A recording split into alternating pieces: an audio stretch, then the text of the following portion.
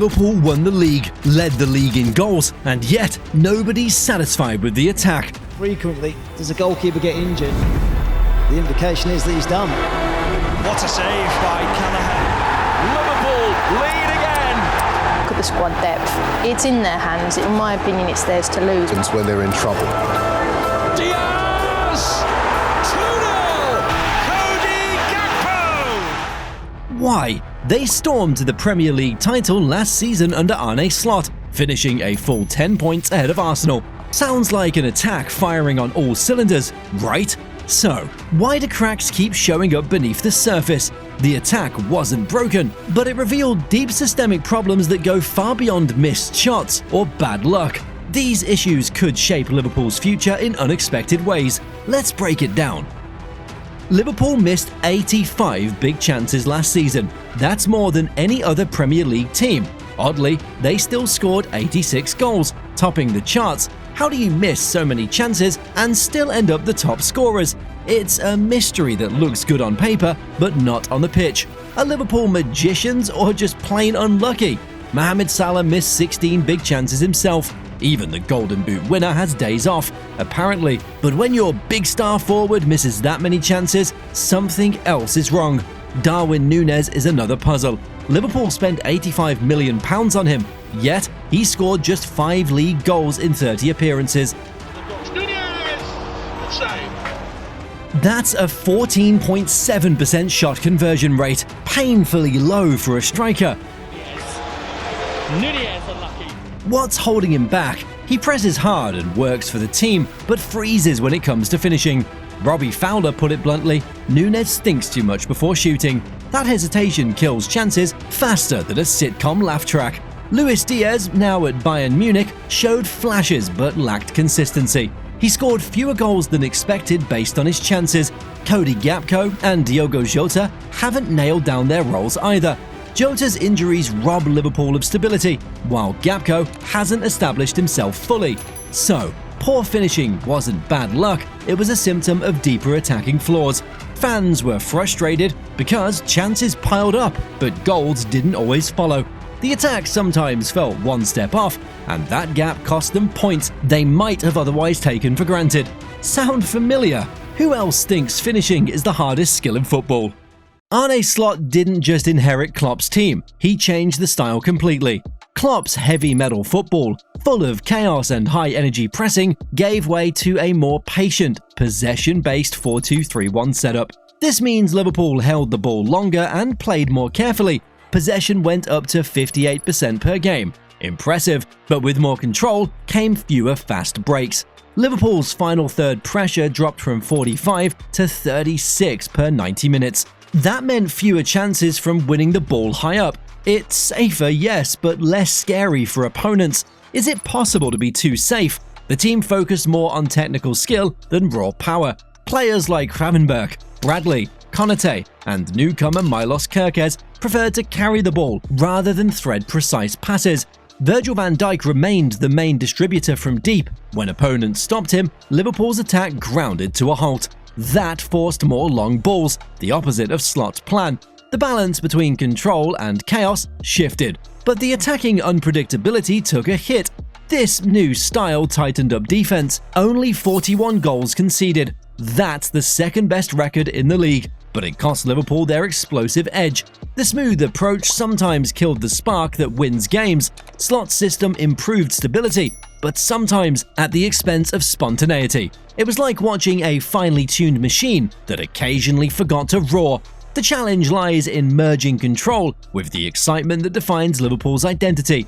Can Liverpool find that perfect middle ground, or will they become boring champions?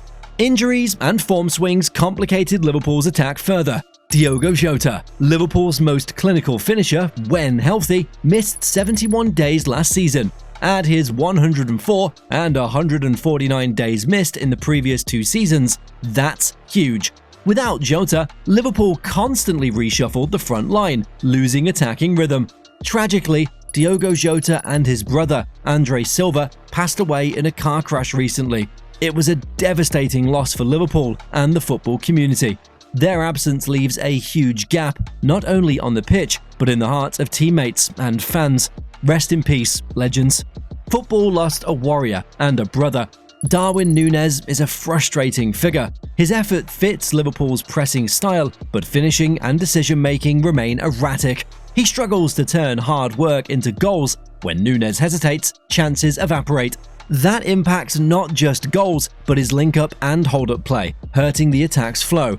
Luis Díaz and Cody Gakpo's inconsistency on the left wing forced Slot to try different players and formations. Without a steady threat out wide, Liverpool often lacked balance. It's like trying to drive a car with one flat tire. It moves, sure, but not smoothly or fast. Even Salah, despite the golden boot, showed worrying signs.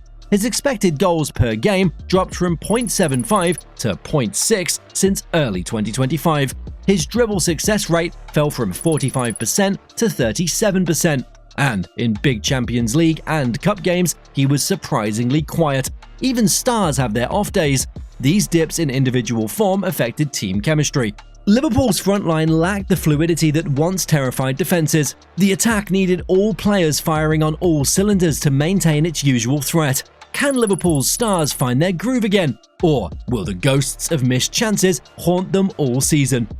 Liverpool's biggest hole lay in midfield. Neither Alexis Mac Allister nor Ryan Gravenberch is a natural defensive midfielder. That left Liverpool exposed in transitions. Midfielders and forwards had to drop back to cover, pulling them out of attacking positions.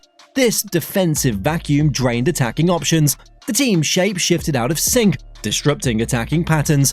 You can't mount strong attacks if your defensive structure collapses regularly. Rotation also suffered. Slot averaged only 3.9 changes per league game, the lowest in the Premier League. We play kind of different football now. The manager now wants to control the ball all the time.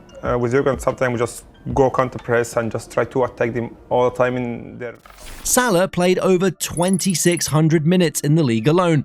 Fatigue was inevitable. Tired legs means slower runs, less sharp finishing, and more mistakes.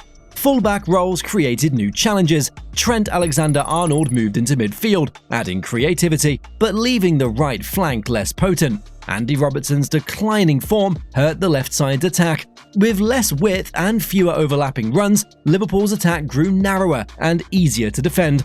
These structural issues weren't just tactical blips, they became recurring headaches. Opponents quickly noticed where Liverpool was vulnerable and adapted accordingly. The balance between attack and defense remains a puzzle for Slot. Fixing this structural imbalance will be crucial to Liverpool sustaining their success. Can Liverpool restructure fast enough before rivals exploit these gaps? Opponents studied Liverpool's new style carefully. Teams like Fulham and Nottingham Forest matched Liverpool's intensity with aggressive pressing. They forced Liverpool into rush decisions and sloppy long balls. Liverpool's high press became a weakness when they were the ones pressed. Opponents disrupted Liverpool's patient build-up and denied space to key players. Teams isolated Van Dijk and tightly marked distributors like Mac Allister and Szoboszlai. This cut off passing lanes and killed Liverpool's creative flow. Predictability crept in. When you know their moves, you can plan a defense. Some teams use nuanced low blocks, sitting deep but pressing Liverpool's key creators at just the right moments. It kept Liverpool frustrated, limiting space without overcommitting players forward. It was a subtle but effective tactic. Opponents learned Liverpool's patterns and exploited the moment they hesitated. What was once an unstoppable pressing machine now sometimes found itself outmaneuvered. Liverpool's evolution forced a chess match, and sometimes their opponents made the better moves. Who doesn't love a good tactical chess game?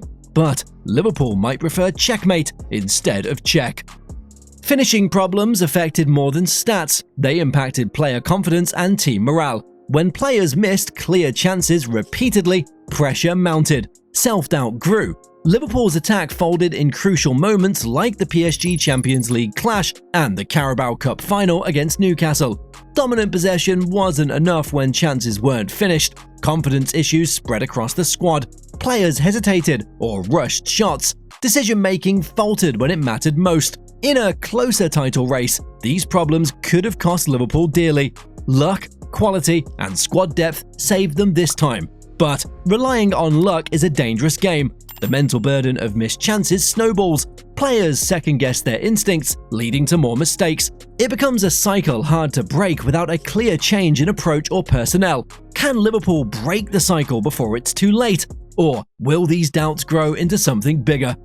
Slot brought stability and a title, but the attack still showed weaknesses. Can Salah stay fit and maintain elite form despite heavy minutes? Will Núñez finally unlock his potential? Will new signings like Florian Wirtz and Hugo Ekitike bring the creativity and killer instinct Liverpool needs? Liverpool's attack creates chances and controls games, but struggles to finish with consistency. Their possession game dominates but sometimes lacks a ruthless edge. Sharpening finishing, balancing midfield roles, and improving squad rotation will be critical. Liverpool have the talent to solve these problems, but will they do it in time? The Premier League doesn't wait.